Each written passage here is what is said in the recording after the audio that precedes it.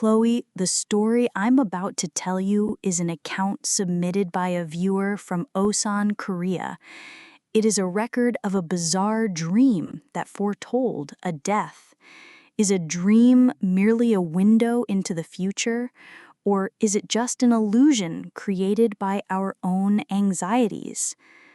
The story begins with a dream experienced by the submitter, a Miss Hui-suk. In the dream, an unidentified man wearing a gat, a traditional Korean hat, entered her master bedroom. Terrified, Miss Hui-suk fled, only to encounter two unknown women at her front door carrying a red cabinet into the house. The women then went into the bedroom, brought out her husband's black suit, and placed it on top of the red cabinet. And in an instant, the cabinet transformed into her husband's coffin. Even more bizarre was what was happening in her husband's study. Two other women had appeared there and were voraciously tearing apart and eating the food that her husband cherished. Miss Hui-suk, who usually never remembered her dreams, found this one to be so vivid and unsettling that it weighed heavily on her mind. She told a friend about the dream, and the friend, while saying that seeing the color red in a dream is a good omen, also advised, "A dream where your husband's clothes are placed on a coffin is a bad sign. Do not let your husband go out today." Miss Hui-suk pleaded with her husband, but he dismissed her words as mere superstition and left the house saying he had to attend an urgent funeral. Feeling anxious after her husband left, Miss Hui-suk called her mother and told her about the dream.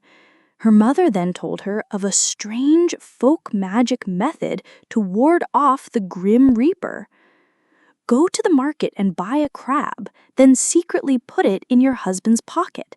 The crab's pincers will sever the rope used by the Grim Reaper to capture souls. Half believing but clinging to any shred of hope, Miss Hui-suk did exactly as her mother instructed. Just before her husband left for the funeral home, she secretly slipped a small crab into his suit pocket. That night, strange things began to happen at the funeral home. With no wind, the condoleezza money suddenly scattered everywhere, and her husband twice felt a severe wave of dizziness. Then, right after eating the food served at the wake, he collapsed from an acute indigestion and lost consciousness. Everyone was panicked, but fortunately, he regained his senses a short while later.